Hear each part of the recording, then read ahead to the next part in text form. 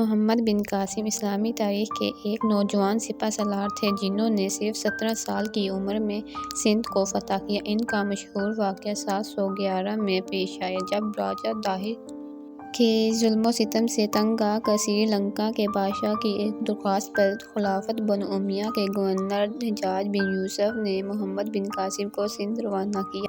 محمد بن قاسم نے اپنے سفر کا آغاز عراق سے کیا مگر ان کے راستے سندھ پہنچے۔ ان کی فوج میں 6000 سپاہی شامل تھے۔ انہوں نے دیبل کے مقام پر سب سے پہلے حملہ کیا اور راجہ داہر کی فوج کو شکست دی۔ دیبل میں کامیابی کے بعد محمد بن قاسم نے دیگر قلعے بھی فتح کیے۔ محمد بن قاسم نے اپنی فتوحات کے دوران انصاف، رحم دلی اور اچھے رویے سے مقامی لوگوں کے دل جیتے۔ وہ جہاں بھی گئے انہوں نے مقامی عوام کو مذہبی آزادی دی اور غیر مسلموں پر کوئی جبر نہیں کیا۔